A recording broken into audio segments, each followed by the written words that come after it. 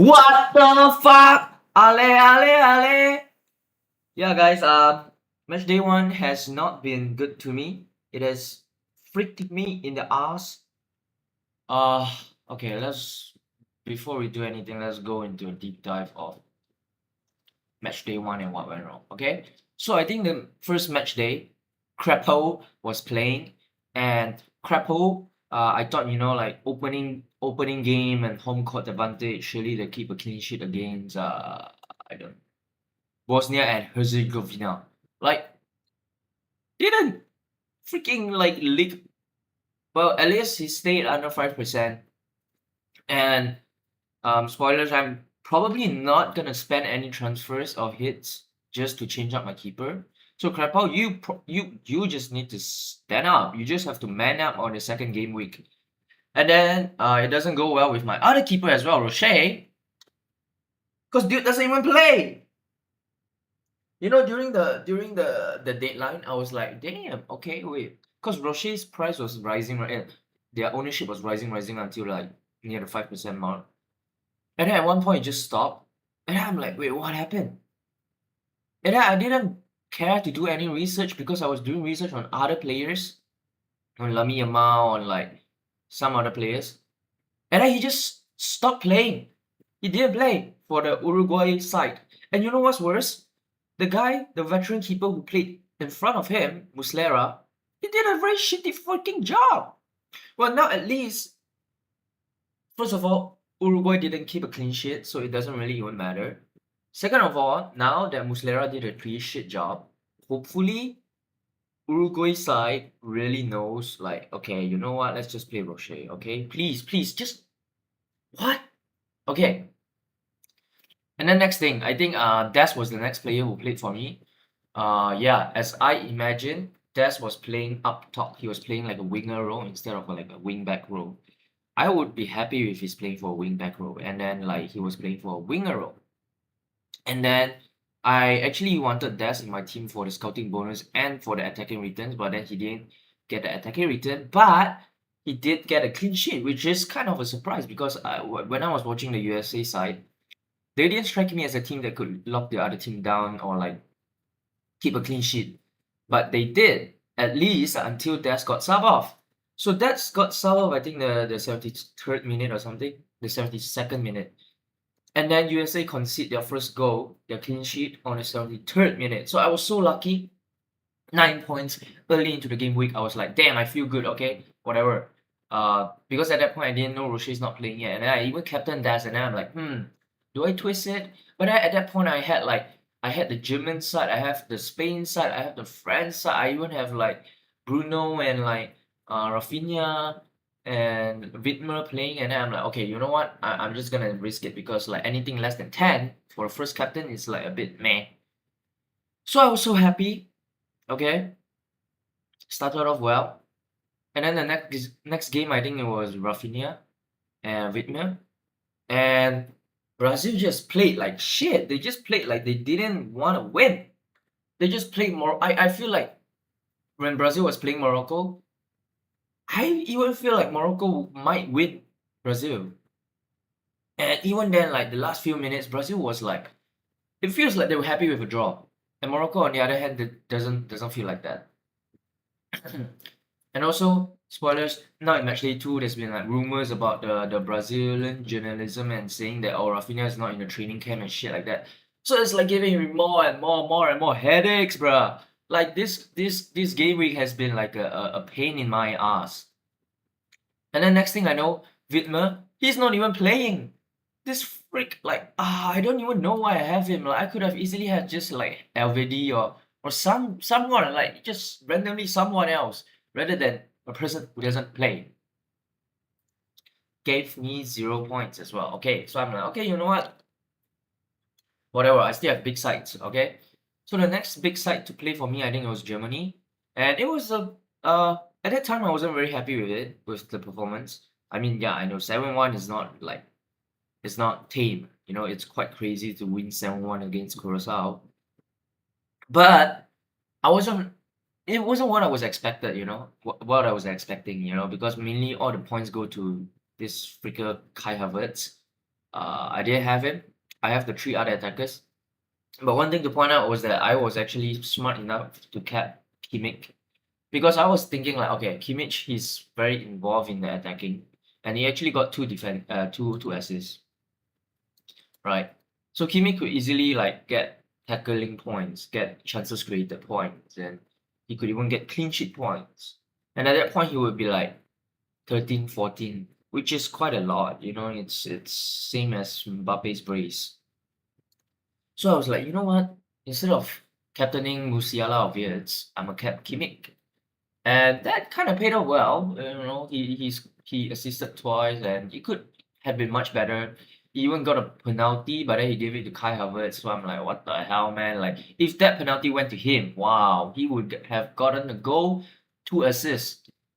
And if he, I mean, we're talking about if buts and maybes, but imagine if he get a goal, 2 assists, clean sheets. Yeah, wait, let me just calculate how much points would that be. Defenders, clean sheet 5, wait, let me see. How much points does a defender get? 7. So it's freaking 15. 15 and then like a freaking clean sheet is 20. It's the highest points out of the whole game week. It could have easily been that if he's taken a penalty, but he didn't. He gave it to my boy Kai Havertz, which I don't have. So like fuck me. And captaincy, spoilers, if you look forward into the game week, it would be my biggest demise. Captaincy. But okay, whatever. Wirtz got me some return. Musiala got me some return. Musiala got subbed off relatively early. But I mean, within 64 minutes, he got a tackling return and then he got like a goal scored. Like I mean, it's more than I can ask for. So I'm happy with it. In hindsight, I'm happy with how Germany did. Maybe with not particularly with Wirtz, but I mean, he still got me an assist. So like it's probably the better one out of the big countries that I put my all of my eggs in. Okay, and then next it was Spain, and I was watching it because I was busy at the start of the World Cup, so I was watching the games like on and off, you know, either highlights or like either the first half. I didn't really like sit and watch a full game match. My first full game match was a Germany one, and I watched the Spain one. And god damn, okay, I don't really want to blame it on them. And I also know that like now looking back, I did follow the betting odds and everything, but I feel like the betting odds are taking into consideration that Lamine Yamal, Nico Williams, and Dani Olmo is playing. But no, they're playing their freaking second unit of Ferran Torres, which I have. But I thought the second unit would be good enough, but I guess not. Like freaking Vozinha, the Spider Keeper, freaking 40 years old from Cape Verde, just decided to freak me in the ass, man. Like, oh, I feel like teams who play low block in the World Cup or like in Champions League final or anything, you should just go play pickleball, man. Like, the Artetas and the Pep of the world has just ruined football for me, man. I want to watch fast-paced transitional football. I don't want to watch a team bending over and saying, "Come fuck me," and then the other team just taking the ball, passing around, playing tiki taka, and then they just like, you know, pass from side to side, side to side, side to side, and then they get like 500 passes without any shots. Why? Why are we playing like Pep? You're not Pep. You're not Arteta. Please, like this is so boring to watch. It's so pain to watch. Like, ah, yeah. And then to be fair, Ferran Torres and Oyarzabal get some good chances, and it probably Cucurella as well. But they just didn't do it well enough. So Oyarzabal and Torres both blanked. Cucurella got me a clean sheet when he could have got me like a few assists, and I think there were a few shots that were like Cucurella pass it to Oyarzabal, Cucurella pass it to Torres, where if either one of them scored, like oh my god, it would be a haul for me. But no, no, no. The football gods just hate me so much. And I think in that game, I was realizing that my captain options are very slim. So I was like, you know what? Let me just go for the safe pick, you know? Because initially I wanted to go for like either Cucurella or Torres as the captain because I'm like, like I feel like there's a rogue pick, and playing fantasy, I always like to go rogue a bit. But then I was like, you know what? I think Oyarzabal is has the most clearest routes to the point, and then I was like captaining Oyarzabal, and then turns out he freaking blanked. And at this time, I was like panicking. I was like, oh shit, oh shit, oh shit. I mean, I really need either one of my French players or Bruno Fernandes to fall in as a captain for me, because if not, I would be deep freaking shit. So next game, France, Olise and Mbappe. I remember I had a futsal game. I went there and then I talked to my friend and I was like, I was actually thinking of captaining Olise because just like me, a very character, I always wanted to be freaking different. So that's what I did. I've been different. And I guess what? I captained Olise. I feel like it wouldn't feel as bad if I would have captained Mbappe. And no, I captained Olise. And the worst thing is, I feel like they both have an equally dominant match. If not, Olise was better. He didn't get the play of the match award. A lot of the chances were for Mbappe was created by Olise. Uh, and also Olise was the person who kind of beat his man and opened things up for France. And Mbappe was just the ending product, the final product of what Olise did. But yeah, playing against Iraq, I would have both of them. This what it is. Next time I will just be a little bro and captain Mbappe. But then there goes my last game week. My love of my life, Bruno and Portugal. I was like, okay, I was around 81 or 82, and then I was like, okay, you know what? I still have Captain Bruno, because I'm not gonna go with 6 points Captain Olise. I was like, okay, I still have Captain Bruno. I still have Goncalo Inacio. I could have subbed Goncalo Inacio for Oyarzabal or Torres because they black. And I was like, it's not that bad of game. It's actually comparatively quite a good game week. So I was like, okay, you know what? Let's go. We got this in the bag. Next thing I know, we don't got this in the bag. Captain Bruno playing against DR Congo. I don't know what the frick were they doing. They got a goal within the first 6 minutes. Jean Neves, Bruno wasn't involved, but I was like, okay, you know what? This will open up DR Congo. No, it opened up DR Congo. DR Congo was willing to attack, but then I don't know what the Portuguese were doing. They were just playing the freaking Pep's attack. Is like, oh, you just pass it. It's like, guys, if you get 300 passes, you don't automatically get a goal. It's not how football works. Yeah, it was so frustrating to watch, honestly. Like Spain and Portugal, especially Portugal, because I really like Portugal as well, and I wanted uh, Ronaldo to score, even though I don't have him in my team. So it was really, really such a painful watch. And then next thing I know, Goncalo Inacio, he's not even in the lineup. I looked at the lineup 1 hour beforehand. I was actually watching a movie Disclosure Day of Steven Spielberg. Yeah, I don't know why. I mean, I didn't even like the movie, and I was checking my phone, but maybe that's why. But I mean, I don't think that's why. And then next thing I know, Goncalo Inacio is not in the lineup, and then at that point, I think I kind of get the idea that my game week's freaked. Although Bruno could still save a day. I even thought of the thumbnail of this video. If Bruno came in as last minute captain and then he saved the day with 20 points, I don't know. But I was so ready for Bruno to swoop in as a knight in shining armor and grab me in the waist and just swing me around and save my game week. But no, he decided to go into the middle of the pitch, put on his pants and take a poop in the middle of the pitch. Man, ugh.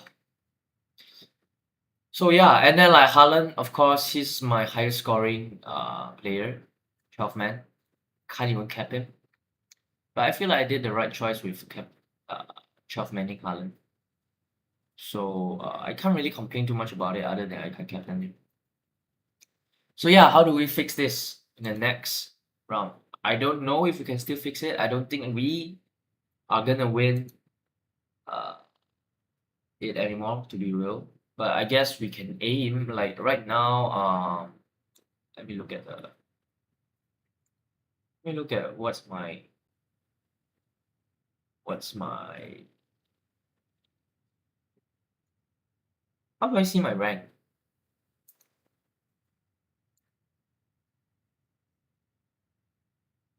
Um, or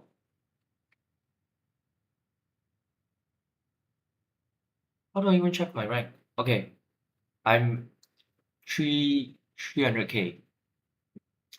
Let's aim to end around within 100K, I guess, and then we'll go for it in the next World Cup. I mean, this is just game, right? Like we're like realistically, we're never even winning it. So like, okay, it is what it is. But now that the shackles are off, we can actually go for some rogue pick. Okay? So my gaming plans initially is taking up Musiala and Torres for Vinicius Junior, Winnie, and because Brazil plays Haiti, uh, I think I was considering between Balogun and Enel Valencia, but two things. Like initially, if I don't make a third transfer and don't take a hit, I can't even afford Balogun. I can barely afford Valencia. Like, look, I have zero in the back. But if I take Balogun, uh, yeah, as you can see, I'm -1, so I can't afford it. So I would have to take Valencia. So these are my transfers. Mm, initially, before I get to Rafinha. And another thing, if I have Balogun, is that like I couldn't. At first, I thought like captaining was like whatever, it wasn't a factor to me. But after the first game, I realized that I need as much captain choices as possible. So having both Balogun and Des, I mean, realistically, I don't know if Des was ever a captain option. I think he did. He is. He is. He's like kind of a sleeper pick to me. But um, let's say if I have two US players compared to like one US player and an Ecuador player, where I can captain both of them, I could only captain one of them if I have both of them on the same team. So with that same logic, you need to sub out Rafinha. And I haven't really thought of it much, but let's just see who can we have. I was thinking of properly going rogue because I'm so tired of this. I really want to like catch up, but like I feel like that's one of the worst mindsets that one could have because if you are like playing catch up, um, yeah, like it's not, it's not good. Like, cause probably most of the time you just make bad choices, and then and then you're just gonna get far more left behind. But anyways, let's look at what kind of midfielder can we have. I'm sorry if I sound so sad.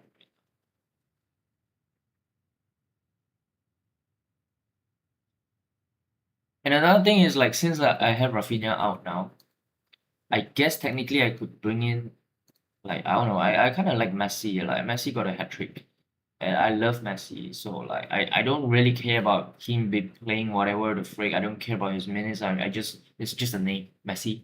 Get in my freaking team. But then I would have 4.1 budget. It's either just Balogun or what about Undef? Undef. He scored so much last time, but then ah.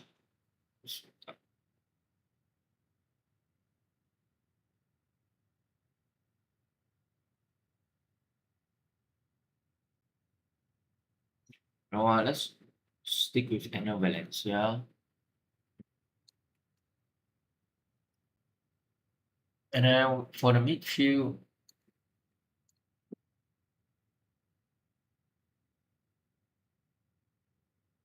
mm,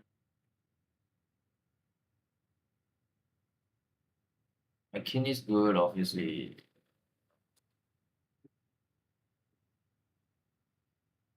How much do I have? 8.2. Like, I can't even go for all these fun picks like Salah. Salah's a pretty good pick, honestly. I'd love to have Salah, but I can't because I'm broke. Uh, Jude Bellingham on 1 million shot. Diaz, Luis Diaz.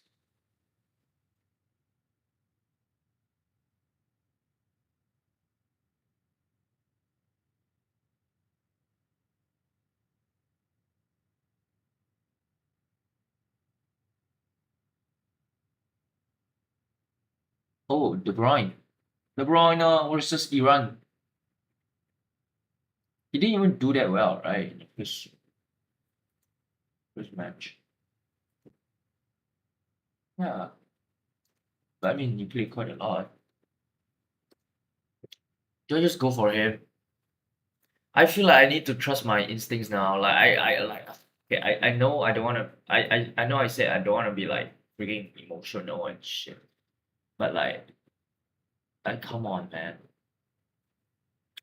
It's just sad. Uh I don't know, like Valverde is also a good pick, even though you play him.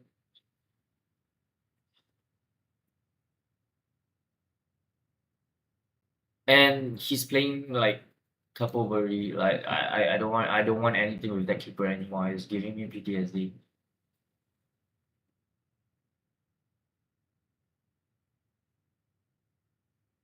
Riyad Mahrez.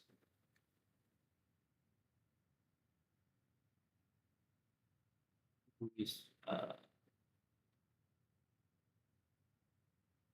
we're playing Thiago. I like De Bruyne.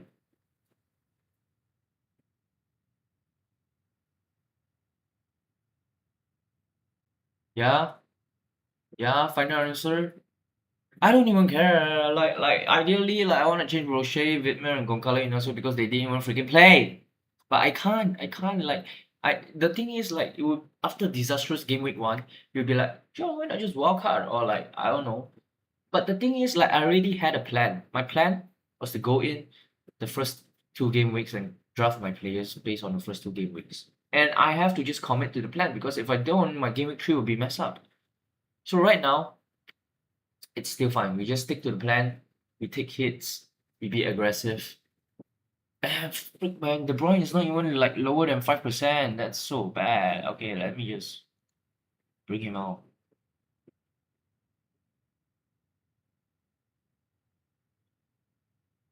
Valverde is also not below 5, right? Yeah.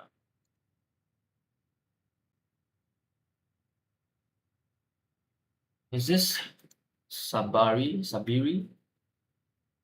He's playing as a striker.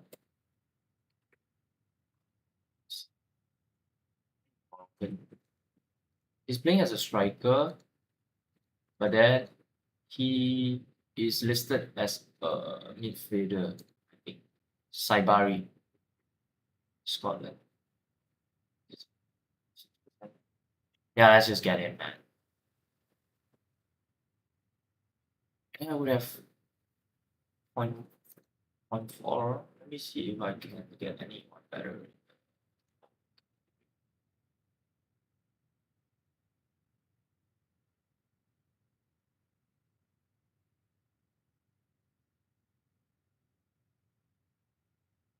Seven point three. I don't know. I guess Matthias Cunha. Actually, now with who what's his name? Rafinha probably not playing. I can see Matthias Cunha playing, you know. But the thing goes back to like having Vinicius and Matheus Cunha from the same team, and then I could only get one captain, so it kind of sucks.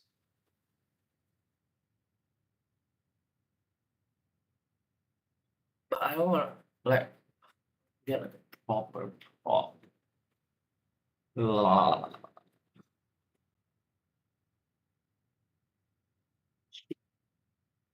Who is he playing? South Africa. Oh, wait. I was watching the South Africa match and I realized South Africa, they're playing like they don't know how to play football, bro. So do I just go with him? Sheikh, Patrick Sheikh. He's my like Hail Mary. He's my long shot. Yeah? Why not answer Sheikh? Patrick Sheikh. Like do I just go for him? I kinda wanna, like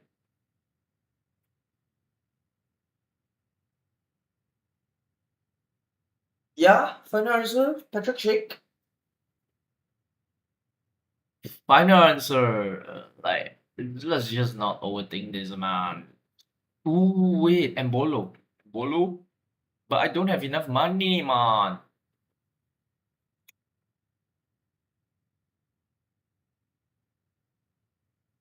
It's freaking Bosnia.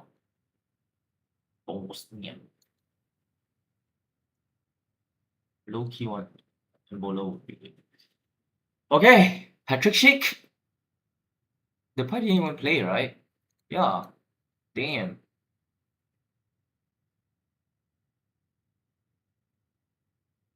I can't see anyone better. Do I? Milan? Get in my team, Schick. Like, I would love to have Edner Valencia. I would love to have Edner Valencia.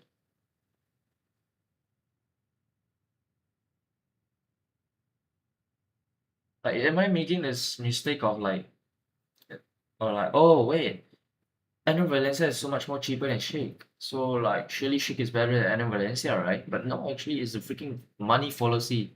So let's just keep Edner Valencia. But then like, I would have so much money in the bank, it wouldn't make me feel good. But like, well, what else can I do?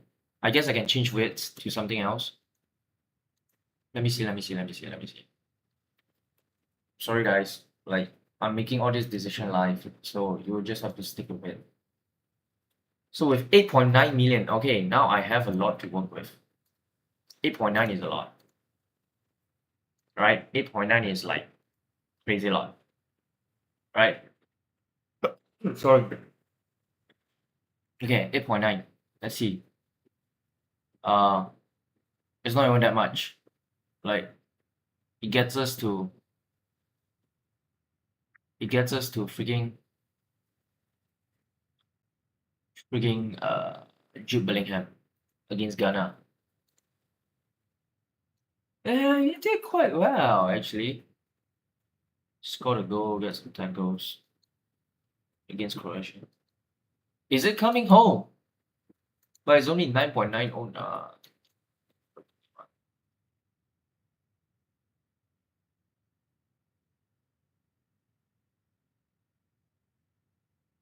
I wanted to watch the England match, but I fell asleep.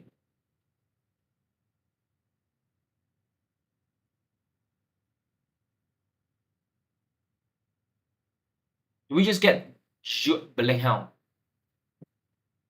But then that's another hit. And I kinda like words. Or we use the 0.4, transfer out freaking Goncalo Inacio. How many do we have? 6. We can get him! Nuno Mendes! Okay, I think this is it.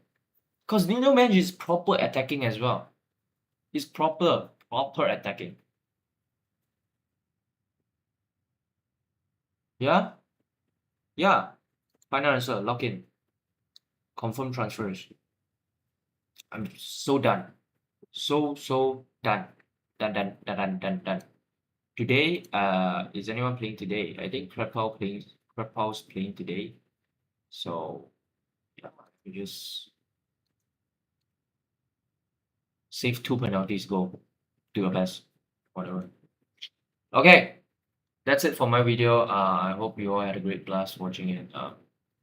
You had a great game week, better than mine. Okay, bye.